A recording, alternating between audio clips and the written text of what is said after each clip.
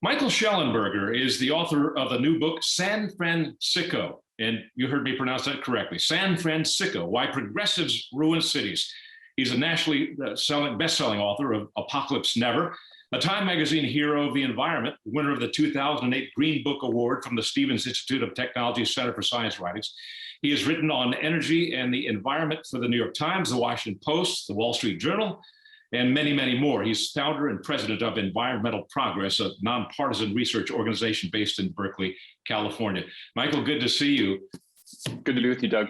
Your book's doing really well. It's a departure for you because you have, as I just said, written so much about energy and the environment, but this is about the decline of major American cities. Yeah, that's right. I've mostly been focused on energy and the environment for the last 20 years, but I did work on helping to decriminalize drugs and to advocate for needle exchange to prevent the spread of HIV/AIDS, including with Congresswoman Maxine Waters in the late 1990s, working for George Soros and his funded think tanks and organizations. I really hadn't been paying much attention to the issue until 2017 when I saw news that 70,000 people had died that year from drug overdoses, up from 17,000 in the year 2000. Last year, 96,000 people died from overdoses. It's the #1 cause of accidental death in the United States. Almost 3 times as many people die from drugs now as car accidents. 4 times as many die from homicides. It's not the tier 1 issue that it should be. And part of the reason I wrote San Francisco is I wanted to figure out what went wrong. Yeah. What did I get wrong? And what do we need to do to fix it? Let me read just a portion of your introduction in your new book, quoting, "Many of the problems stem from COVID-19. California's prisons, jails, and homeless shelters were under orders to reduce their occupancy. Fewer people were being arrested for public intoxication and aggressive behavior. More people started sleeping in front of our office, the boarded up secondhand clothing store next door, or the former S&M shop next to it, frequently leaving their trash and waste for us to clean up in the morning. And we started finding people passed out on the sidewalk, sometimes with their pants down around their knees. But none of these problems started with the pandemic. Between 2008 and 2019, 18,000 companies, including Toyota, Charles Schwab, and Hewlett-Packard, fled California due to a constellation of problems, sometimes summarized as, quote, poor business climate." Wow, what a decline. Yeah, I mean, I moved to San Francisco in 1993 because I wanted to work on progressive causes. I still love the state, but I don't feel moral living in California anymore. I feel like my taxes are going to unethical activities. You know, the bottom line is I show that in every civilized city, they do not allow open air drug scenes. They arrest drug dealers and they mandate drug treatment as an alternative to prison for people that break the law, like public camping, public defecation, public drug use. I show in San Francisco that this is what liberal cities like Amsterdam and Lisbon do, that this is not some right-wing thing, that people that consider themselves left of center should support making our cities livable and saving lives. And I really wanted to understand what was the reason that progressives were giving for not taking these kind of practical, sensible actions. What is the reason? Why are they doing that? They see these problems around them. I mean, at bottom, it's just this victim ideology, and it's just really as dumb as it sounds. It took me some time to really figure it out, but it's not very complicated. It basically, the idea is that you can categorize everybody into victims or oppressors. It's racist because they categorize all people of color as victims, unless, of course, people of color are being killed by other people of color. I was just noted today that, you know, one of the reasons that they give for not arresting the drug dealers is because they're from Honduras and they're mostly undocumented immigrants. They're not white, but the official ideology says that these drug dealers are victims, which is absurd. They're here voluntarily. They're making tons of money. Many of them are building homes back in Honduras, and they're literally killing people. 700 people are dying every year in San Francisco alone. And so it's just this really dumb idea that you can categorize people as victims. And it used to be, when I was part of the radical left and the progressive movement 20, 30 years ago, we still idolized people like Nelson Mandela and Martin Luther King and Gandhi because we saw them as heroes who overcame oppression. Well, now there's a wallowing and a kind of celebration of victim status. You see people even competing over who's the bigger victim. this is really, as stupid as it seems, it's lamentable, but that unfortunately is what's going on. And so there's this idea that everything should be given to victims, including the means to kill themselves if that's what they want, and nothing should be done to actually enforce social norms or demand some kind of responsibility. As you've already suggested, you were a member of the left. You're now incurring the wrath of the left. What did you have a light bulb moment in your head where you suddenly changed, or was it a gradual process? Well, I mean, I wrote a book last year called Apocalypse Never, which did describe more of a gradual process, changing my mind about things like nuclear energy and fracking, seeing them as mostly good for the environment, in part because they reduced air pollution and carbon emissions. I think for San Francisco, I didn't have maybe as big of a change. When I stopped working on this work in the late 1990s, early 2000s, my understanding was that we were proposing rehab as the alternative to prison and jail, not as optional. And so that somehow got changed. We voted for a bunch of laws. There wasn't a single thing that occurred, but it was a series of events. We did decriminalize up to 3 grams of very hard drugs, including fentanyl and meth, which is enough to kill anybody. We also decriminalized shoplifting, $950 worth of goods. We all voted for it. I mean, 60 passed with over 62% of the vote in 2014. I don't know what we were thinking. The people that were campaigning against it, we all viewed as, horribly, conservative. But it turned out to be a completely terrible law that passed. So, it was just an accumulation of things. I mean, I think I never, as a progressive, thought that being homeless or being a street addict or open air drug scenes, which is what we should call them, I never thought that that was like progressive. So in that sense, I was never on board with that. But I guess I didn't really quite understand that this was fundamentally a problem of addiction and mental illness, and that it couldn't be blamed on housing, which is, it's a problem, but it's not nobody, can't afford rent and then goes and decides to sleep on the most dangerous sidewalks in America.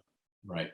While you've been doing this kind of work on the decline of American cities, in your new book, you've also been maintaining your interest and your activism in energy policy, and you've been a severe critic of the Biden administration energy policy. You also maintain that there is a connection between the kind of decline of these cities we're seeing and energy policy. What is that connection?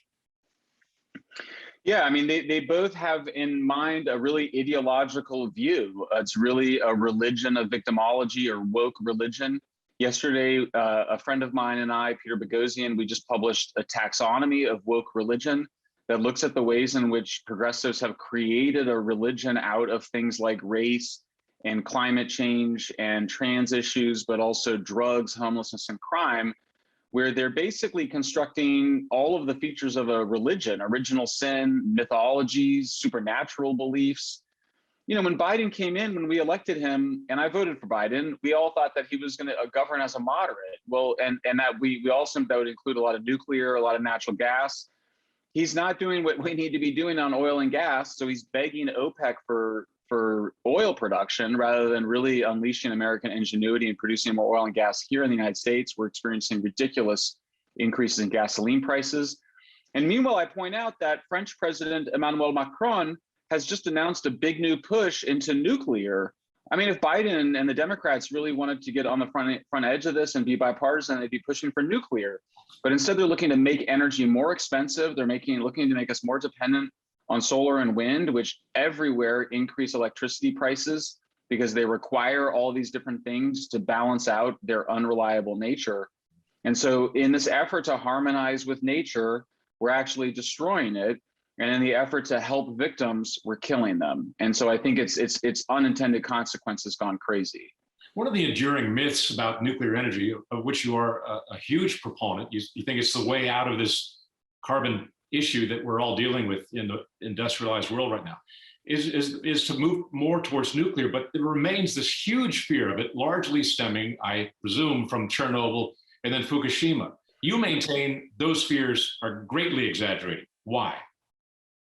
Yeah, I mean, look, climate change is real. It's not the end of the world. We should, all things being equal, we should want lower temperatures rather than higher ones. We also just need nuclear for having cheap electricity supplies. Nuclear makes electricity cheap because the fuel is very cheap. It provides really good, high-paying jobs. People are definitely scared of these accidents, but when you look at the science of the accidents, including the science assembled by the United Nations, Vanishingly few people died. Nobody died at 3 Mile Island in 1979. Nobody died at Fukushima from the radiation. And at Chernobyl, a total of 200 people will die over an 80-year period. So radiation is not the super potent toxin that people think it is. We're actually exposed to radiation all the time. I think it has to do with hangups from the 1960s, fears of nuclear weapons. Progressives couldn't get rid of nuclear weapons, and so they tried to get rid of nuclear power plants. It wasn't a rational thing. Like a lot of these things we're seeing, this is not rational. This is about kind of creating a substitute religion. That's the argument really in both Apocalypse Never in San Francisco, is that it's the efforts by really people that think they're secular to try to create new religions around nature, around victims, and then things end up going sideways, whether it's in terms of raising electricity prices, destroying the natural environment, or hurting people of color, hurting people with mental illness, hurting people with drug addiction, or letting them die on the streets out of some notion of helping them. Is that ersatz, that phony religion of which you speak, which environmentalism is, I think Michael Crichton was probably the first person to really elucidate this very eloquently in some of his speeches and some of his essays. But does that also explain Biden administration policy and the rise in gasoline prices? In part, it does, in the sense that, but it actually was going on a little bit before. There's been all this shareholder activism to try to pressure big banks like BlackRock and investment banks to not invest in oil and gas production. I mean, there were other factors. We did overinvest in oil and gas production in the United States. So that certainly was an issue, but we should have seen much more investment over the last 5 years. That didn't happen because of shareholder activism. That was a big part of it. That was driven by this kind of new climate religion. There's also obviously financial interests here involved in this. Big campaign contributors to the Democratic Party, renewable energy companies, big banks that are invested in Chinese solar panels. We now know that Chinese solar panels are made by Uyghur Muslims brought from concentration camps in really horrific conditions that the State Department itself has called genocidal conditions. So there's financial interest. There's a lot of status displays, a lot of celebration of status. So if you looked at the climate talks that just got done in Scotland, 400 private jet planes flew in there while the richest people in the world are lecturing Africans they shouldn't use coal, oil, and natural gas. So there's a lot of hypocrisy. There's a lot of sort of status seeking. Let me interrupt you, Michael, on that point, because is it true? I've read this, and I don't know how legitimate it is, that the European countries, Germany chief among them, has actually increased its carbon output or not reduced it because their reliance on wind and solar is intermittent, as we all know, especially in climates where it's cloudy or when the wind doesn't blow. And as a result of that, they have to use fossil fuels in those periods where they can't make up enough power through wind and solar. Yeah, that's right. We see it all over Europe. Germany's carbon emissions went up 25% in the first half of this year. And part of it was the economic comeback from post-COVID.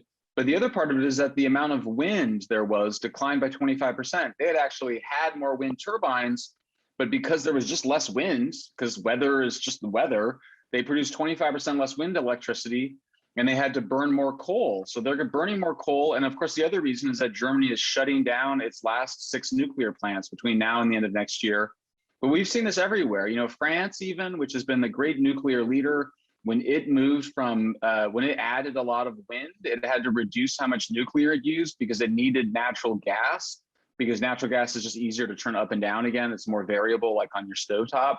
And so when France did that, the carbon intensity of French electricity went up by using more wind energy. So yeah, it does have that unintended consequence. So basically everything that climate activists have wanted, which is less investment in oil and gas, more wind and solar, which is unreliable, and less nuclear, which they're completely hypocritical on, all those things have actually contributed to increasing carbon emissions rather than decreasing them.